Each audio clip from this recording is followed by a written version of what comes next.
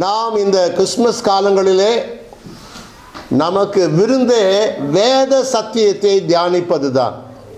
ஆமென்.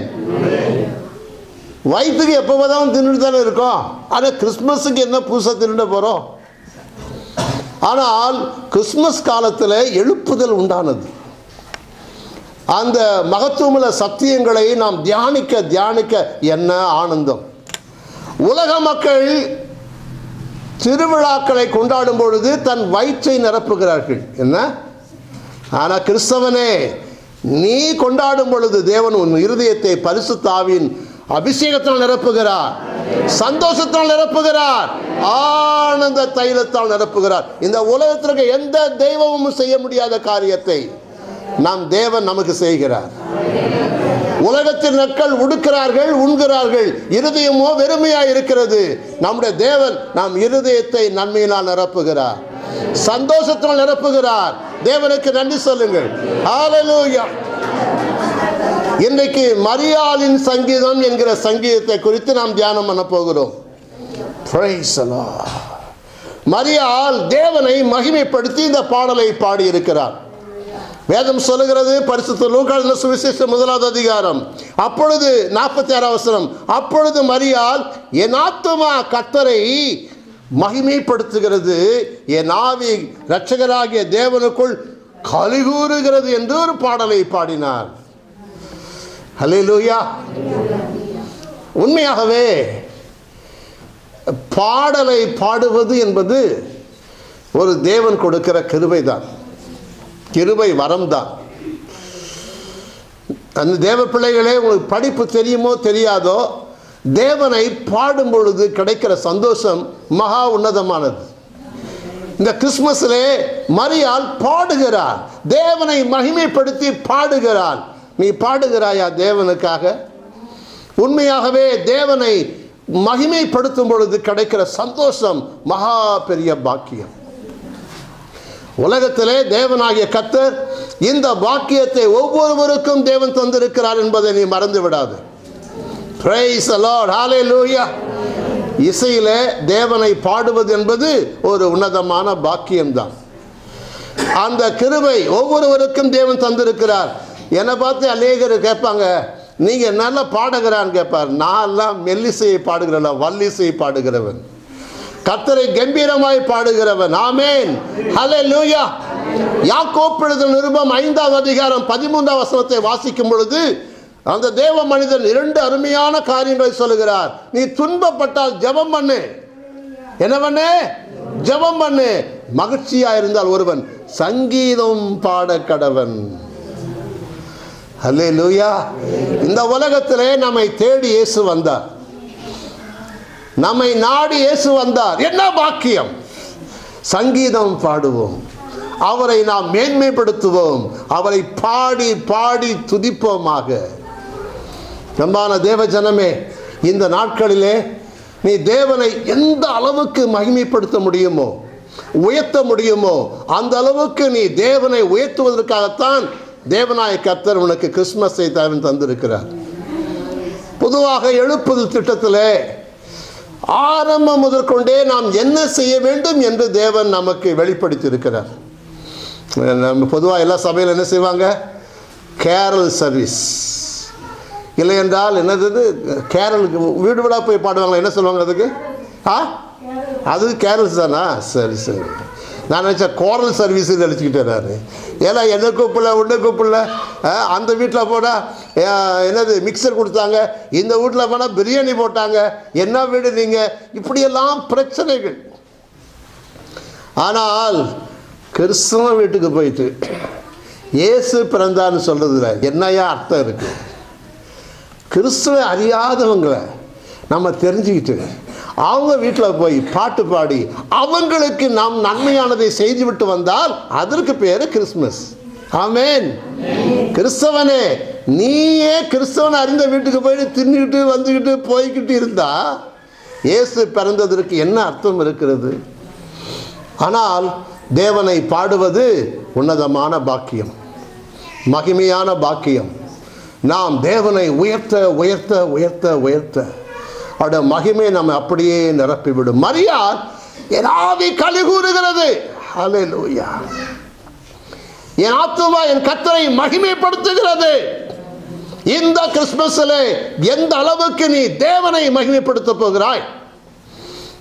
எந்த அளவுக்கு தேவனை உயர்த்த போகிறாய்? எந்த அளவுக்கு தேவனுக்காய் புது பாடல் பாடப்போகிறாய்? ஹல்லேலூயா.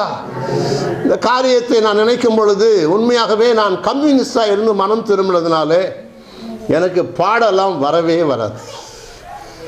அடிக்கடி சொல்லுவேன், கம்யூனிஸ்டாக கத்தி கத்தி என் குரல் எல்லாம் உரல் மாதிரி ஆயிற்று அப்படிம்பேன். ஆனால் என் தேவனை நான் அறிந்த உடனே அந்த சந்தோஷம், அந்த மகிழ்ச்சி, உலகத்தில் எத்தனை பெரிய பாக்கியம் இந்த கிறிஸ்தவம். சில கிறிஸ்தவங்களுக்கு செத்தவங்க கையில் வெத்தலை பால் கொடுத்த மாதிரி உலகத்தான் சொல்லுவான்ல, அது மாதிரி அவங்க வாழ்க்கையில் பைபிள் இருக்கும். சர்ச்சுக்கு போவாங்க, அவன் மனசில் சந்தோஷம் இருக்கவே இருக்காது. பாடணும் என்றால் உன் இருதயம் சிறு பிள்ளையை போல இருக்க வேண்டும். ஹல்லேலூயா. நீ பாடணும் என்றால் உன் இருதயம் அபிஷேகத்தால் நிரப்பப்பட்டு இருக்க வேண்டும். நீ பாட வேண்டும் என்றால் உன் உள்ளத்திலே சத்தியம் நிலைத்திருக்க வேண்டும். அப்போதான் நீ பாட முடியும்.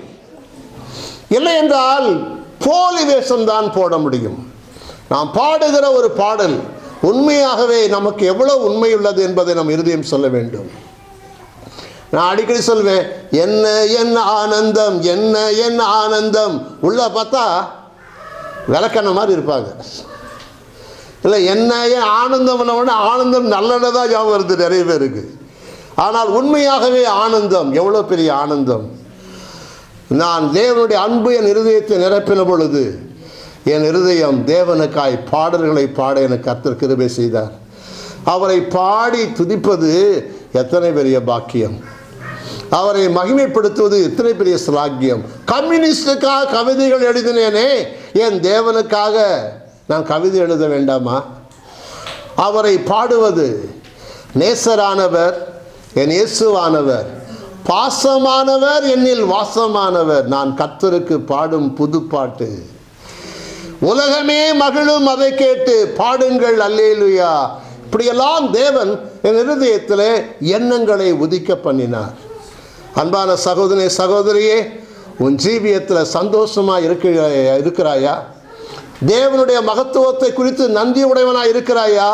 தேவனை பாடி துதி மனமே, அவரை கொண்டாடி துதி தினமே.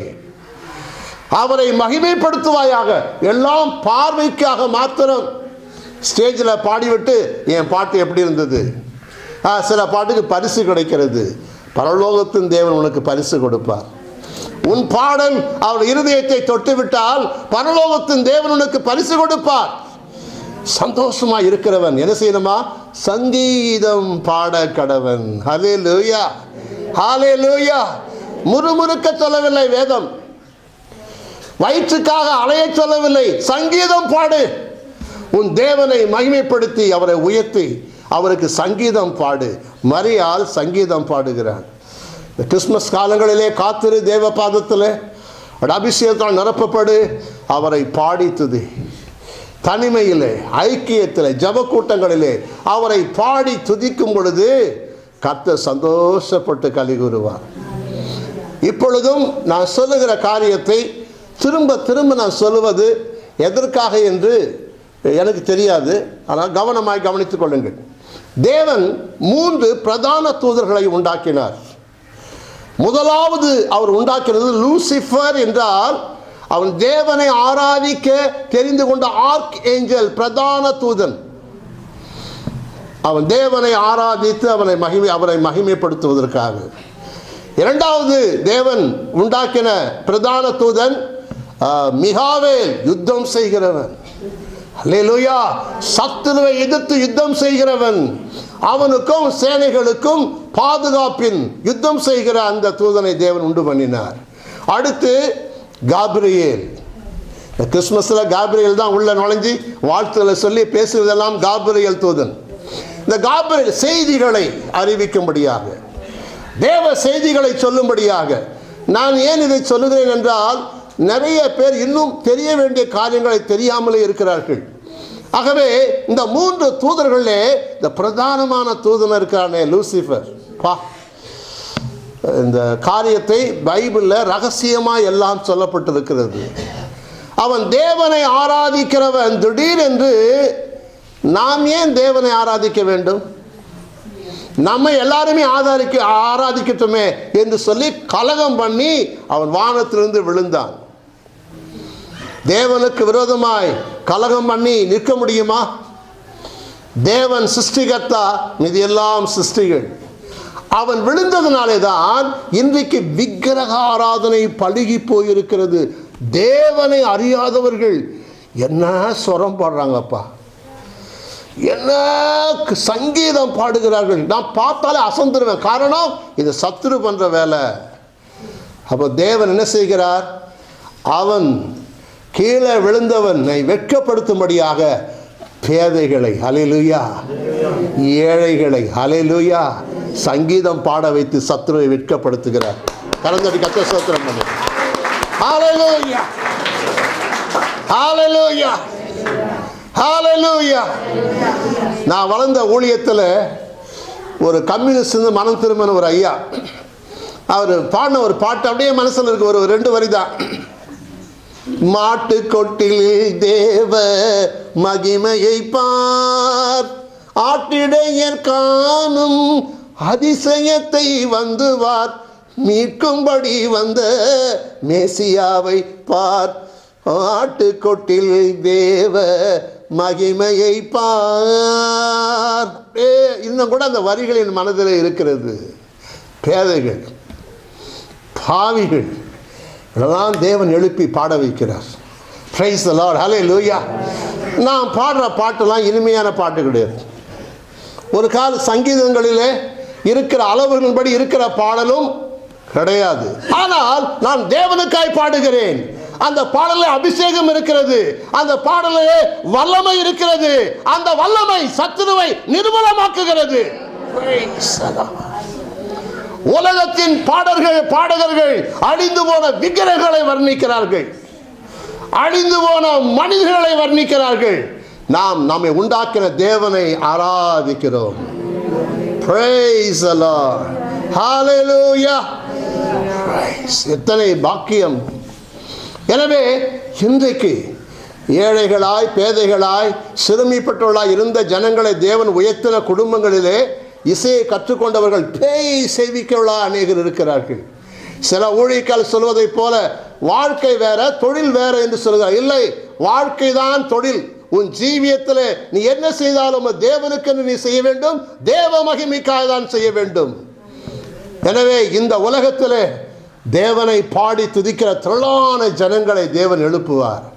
ஹல்லேலூயா, தேவ நாமம் மகிமை அடையும். இப்போ இந்த பாடலை மரியாள் பாடும் பொழுது அங்கே எலிசபெத்து ஆத்மாவோட ஒன்றாய் இருக்கிறார். ஆமென். மரியாள் எலிசபெத்தை வாழ்த்த எலிசபெத் மேல் அபிஷேகம் பொழிகிறது. எலிசபெத்து மரியாளை வாழ்த்த மரியாளுக்கு விசுவாசம் பெருகுகிறது. அவங்க ஒருமித்து தேவனை பாடி துதிக்கிற பாக்கியம். நல்லா கவனிங்க, எத்தனை பேர் ஆலயத்துக்கு வராங்களோ தெரியாது, எத்தனை பேர் ஒருமித்து இருக்கிறார்களோ அதுதான் தேவன் விரும்புவது. கொயராக இருக்கட்டும், ஒரு இசை கான்செப்டாக இருக்கட்டும், எல்லாரும் இசை வாசிக்க எல்லாரும் ஒருமித்து வாசிக்கும் பொழுது தேவ மகிமை வெளிப்படும். ஆனால் மனிதர்கள் திறமையை நினைக்கிறார்கள். இப்பொழுதும் நான் ஒரு காரியத்தை சொல்ல விரும்புகிறேன்.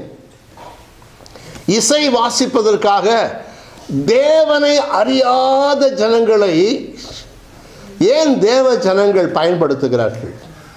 ஒரு கால் தேவனை அறியாத ஜனங்கள் தேவனை அறிய வேண்டும் என்ற வாஞ்சியோடு செய்தால் பரவாயில்லை. ஆனால் தேவனை மதிக்கவே தெரியாத ஜனங்கள் தேவனை பாடுவது நல்லதில்லை. ஆனால் ஒரு சில பாடகர்கள் இப்படி சொல்வதை நான் கேட்டிருக்கிறேன். நான் கிறிஸ்தவ பாடலை பாடும் பொழுது ஒரு இனமறியாத சந்தோஷத்தை நான் உணர்கிறேன்.